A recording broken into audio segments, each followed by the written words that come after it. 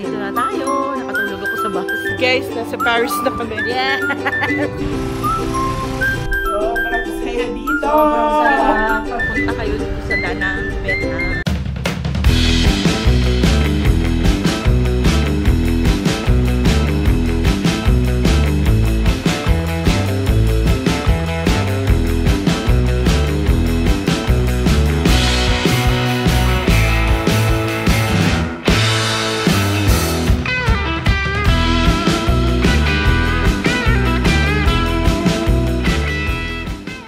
What's up, traveler? We're your favorite travel guides. I'm Eka. And I'm Tony, and today we are here in Da Nang, Vietnam! Tara! Sabay-sabay tayong gumala! Let's go!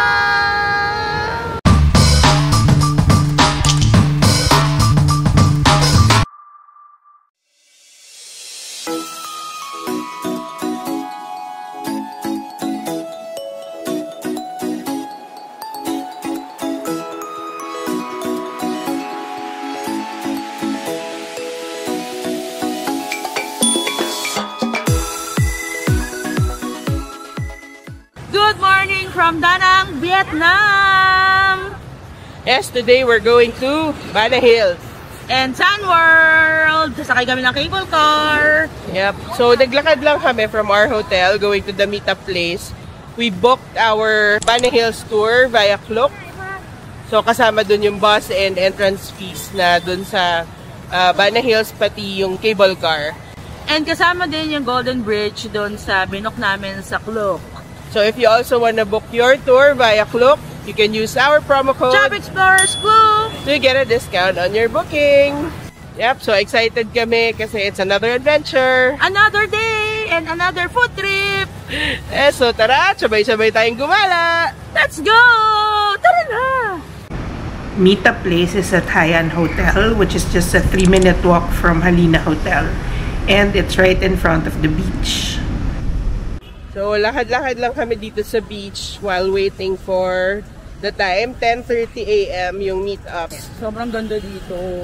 So kung may chance kayong pumunta, punta kayo dito sa Da Nang, Vietnam. Yes, medyo underrated siya sa madami pang hindi nakakapunta dito. But thank you Cebu Pacific for having a direct flight here kasi mas nag-open up na yung mga tao sa Da Nang. Yes, and ang daming Pinoy sa hotel today. So nag-breakfast kami.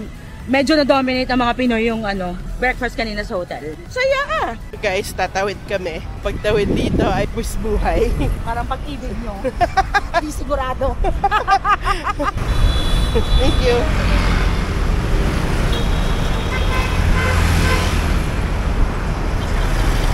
Ayan, tapos ng motor. Ito, oo. Tapos, dyan.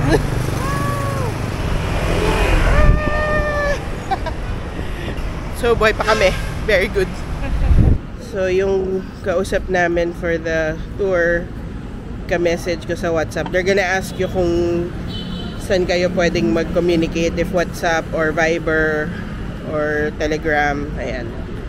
So, nagbigay siya confirmation, pati yung bus, itsura ng bus, and the plate number, plus yung itsura ng hotel. Although, sabi ko, nandito na kami. So, ayan, we're just waiting for our bus. Okay, dito na kami sa bus. Medyo puno. Biyang ko ba? Tara na.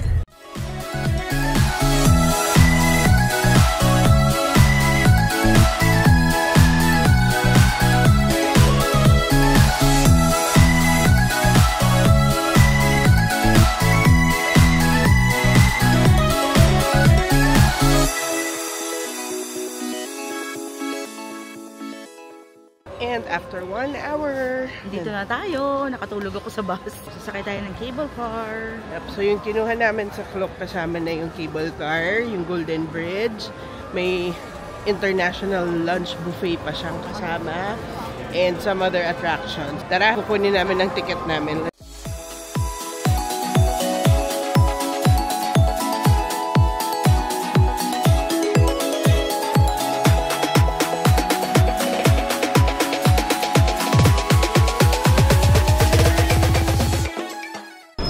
We got our tickets from Klook. Diretso na siya.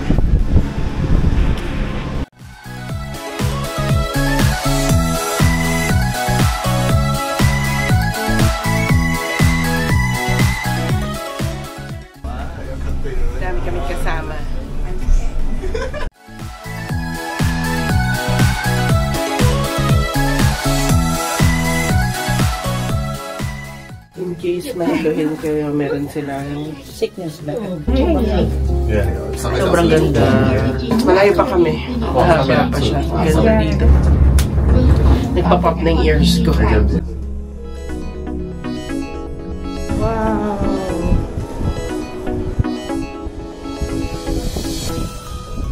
So, we made it here in Banana Hills. Kaya lang sobrang foggy. Wala kami makita, to be honest. Sobrang lamig. Hindi namin alam kung nasan kami.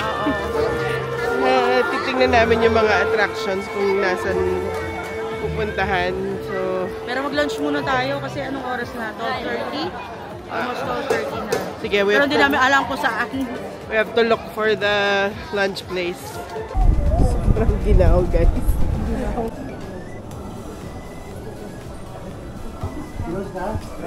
Gaantay lang kami na umidor yung train so that we can get to the Four Seasons buffet. Kasi doon kami mag-lunch kasama sa binili naming ticket sa group. And yung station niya, parang Harry Potter. Super color bricks. Narap po ngayon 9 3/4. Malamig siya ngayon. Yun lang ang problema. Sobrang foggy. So unless nasa harapan mo na hindi mo makikita yung bagay-bagay. So parang kang papasok sa kawalan. Parang bago mo makita yung structure sa harap mo. Sana yung bridge mamaya mag-clear para maganda yung ano namin doon. Yung vlog namin doon. Pero masarap mag-ikot-ikot kasi malamig. Yes. 23 degrees lang pero parang mga 17 eh, no? It feels ganun.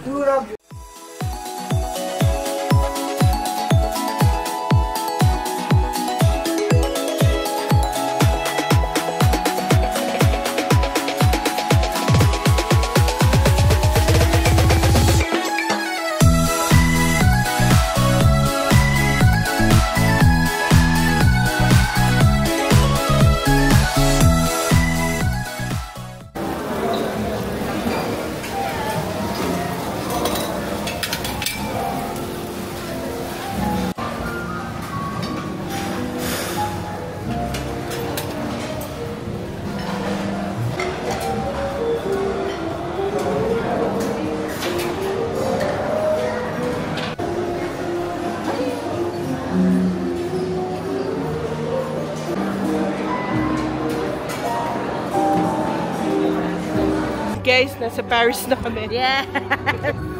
Grabe, sobrang ganda dito. And sobrang ginaw! Ang lamig, ang foggy. Kakatapos lang namin mag-lunch. Kasama siya doon sa binayaran namin sa Klook. Madaming food, pero madami ding tao. In fairness, masarap yung pagkain nila. Not excellent, but okay na siya. Pwede na. Oo, so doon kami sa Four Seasons Buffet Restaurant kumain.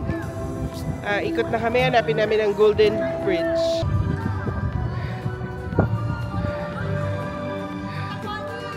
Hindi nakita yung likod. Up, up, up. Anyway!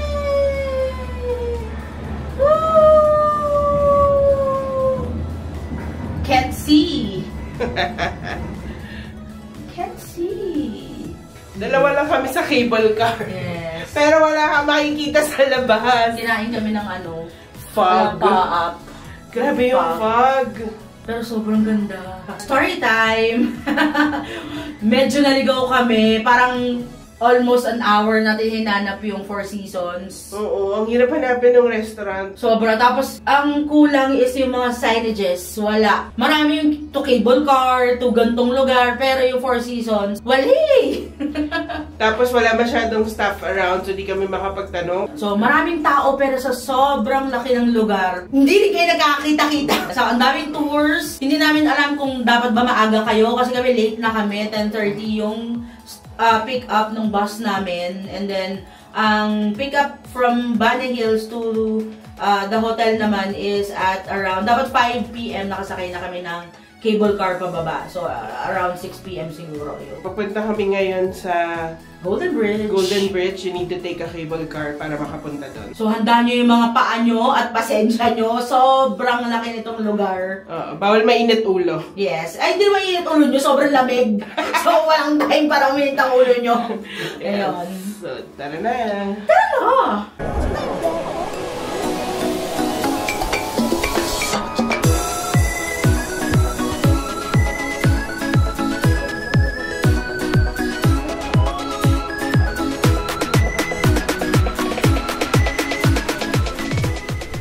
nandito na tayo ngayon sa Golden Bridge.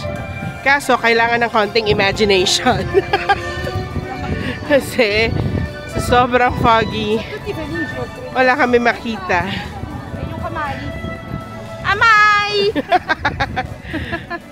Sige, lapitan natin yung kamay. Yan yung kamay. At ang mga turista sa kamay.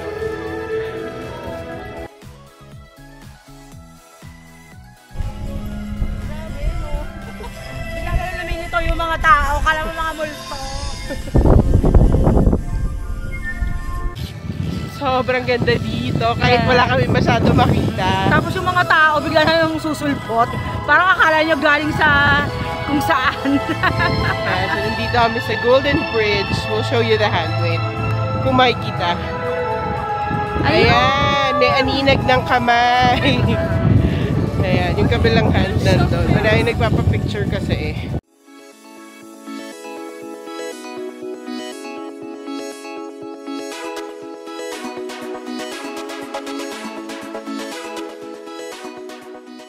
Sobrang saya dito! Sobrang saya. Let me keep a car. Babalik kami ng summer para mas malinaw yung bridge. Hindi kasi namin kita talaga yung hands. Pero masaya pa rin yung experience. Tapos, ano daw, 21 degrees. Pero parang 16 ang lamig ng mukha namin eh.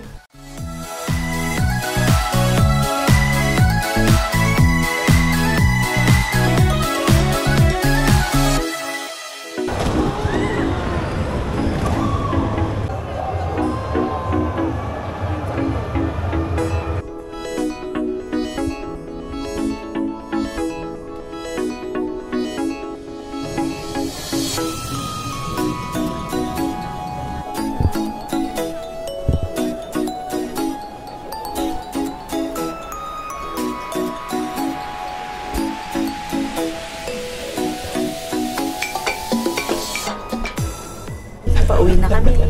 Whistle. Wala kayong makita.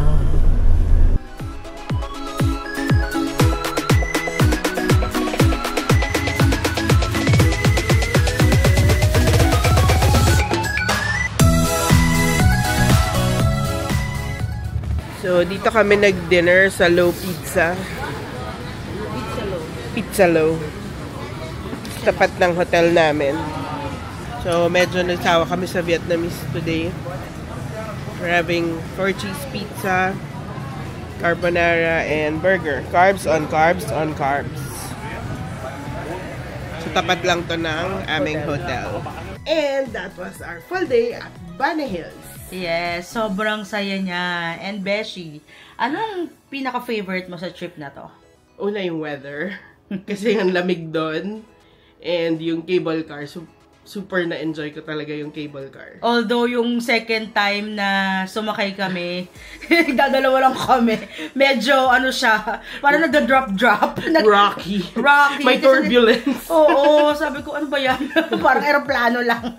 So, ayun. Pero masaya siya. Maganda talaga na puntahan nyo yung Bunny Hills. And huwag nyo na i-DIY kasi hindi din namin alam pa paano pumunta doon nang nagko-commute lang. Pero, yung clock na nakuha namin, bus at saka entrance tickets. But when you get inside, wala na siyang tour guide or anything. So, kanya-kanya na kayo. Sasabihin lang nung bus driver kung anong oras kayo pupunta dun sa parking lot. So, we got our tickets from Klook. And you can also get yours and use our promo code Job Explorers Club to get a discount on your booking. And naligaw pa pala kami kasi magla-lunch na kami sa Four Seasons Restaurant and di namin siya makita kasi paikot-ikot kami. Akala namin yun na pero bumalik pala kami kung saan kami nanggaling. So kakapagod. Yeah, medyo confusing din kasi yung map nila and mahirap mag-communicate yung mga staff. Tsaka wala masyadong signage kung nasaan yung Four Seasons Restaurant. So, ikaw talaga magna-navigate sa sarili mo. And then, pag tinanong namin yung staff, ano lang sila, go out. Hindi nila ma-explain kung paano. So, kami nag-figure out kung paano. Oo, basta tiwala lang. Mahanap nyo yung pupuntahan nyo. So, yung para mag-give up na kami, saka namin siya nakita. Tapos, masarap yung food ha. Kahit madaming tao and parang madami silang sinaservan and mabilis din mag-refill. And maraming choices. Yep.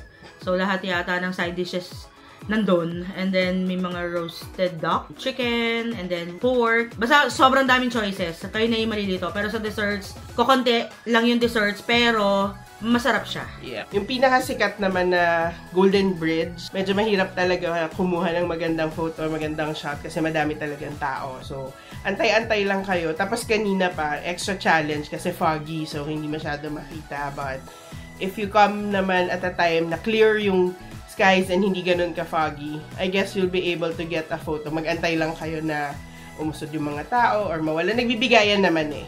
Pag nakita nila na meron ng sunod na magpipicture, umaano sila, madali naman sila. Ayun, and ihanda nyo yung mga paa nyo kasi talagang lakaran. Babataas, mataas yun. Yeah. So, puro hagdan. May mga elevator naman, pero nasa tagong lugar. Dapat magaling kayo maghanap.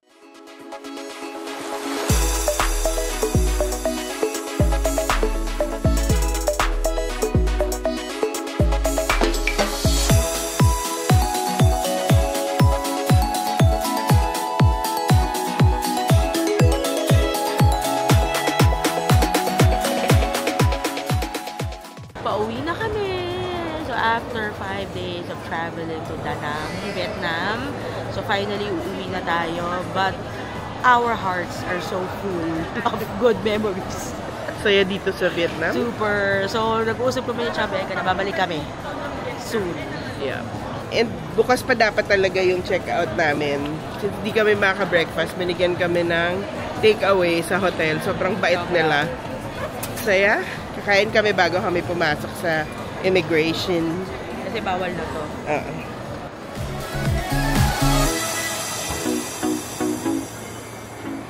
And just like that, tapos na yung trip namin to Da Nang. Yes, it's so sad, pero babalik kami. Sa next adventure na kami ngayon. Correct. So, anong favorite mo? Yung Bana Hills. Kasi may hilig ako talaga sa malalamig na lugar. So, tuwan-tuwa ako nung sobrang lamig and medyo mahangin dun sa Bana Hills. And then, cable car ride. So, ilang beses kami sumakay, 3 beses. So, papunta and papunta ng Golden Bridge and then pauwi. Ayun, nakakatakot lang yung cable car na pabalik from the Golden Bridge to French Village. Pero sobrang saya niya. Ako naman favorite ko yung Hoi An. Kasi, agad-agad niya, meron siyang, parang kumbaga sa atin, makakompare ko siya sa vegan. And, ang dami ding pwedeng gawin. Ang dami pa nga namin hindi naikot kahit matagal kaming nag-antay doon. So, more reason to come back here. At saka the fact na mura ng Grab, ang lapit ng mga attractions, and then, ang sarap-sarap ng pagkain. So, parang nagiging favorite na rin namin ang Vietnam next to Japan. Ayun. So, 99% ng tao sobrang babait. Yeah. So, may encounter lang kami na medyo siguro pagod na sa work, yun, pero naiintindihan naman namin kasi nga medyo maraming tao, maraming tourist talaga dito ngayon sa Da Nang kasi nga sobrang ganda niyang puntahan. Yeah. Medyo underrated nga siya, pero I'm happy na nag-open siya ngayon and mas marami nang nakakakilala sa Da Nang. So, yung hotel namin, Halina Hotel, mataas yung rating niya because nagets na namin ang bait talaga ng mga tao. Grabe yung customer service nila and yung pauwi pa nga kami, they even gave us takeaway na para makain namin sa airport kasi hindi na namin makakain yung breakfast namin tomorrow. So, sobrang bait talaga nila and kami kasi nag-work kami sa customer service. So, napaka-big sa amin when it comes to customer service. So, sila, they set the bar high. Sobrang thank you, Halina Hotel. Pagbalik namin sa inyo kami ulit mag-hotel. So, talagang excellent. So, yung mga tours namin, yung Hoi An, the lantern and boat in Hoi An, bus to Bana Hills, and then ticket to go inside Bana Hills, nakasama pa yung international buffet. We book those through Klook. And if you also want to book your tours via Klook, you can use our promo code Job Explorers Klook to get a discount on your booking. If you like this video, don't forget to follow us on our social media accounts, Facebook, TikTok, and Instagram. And don't forget to comment, like, and subscribe! Hanggang sa susunod na gala! Paalam!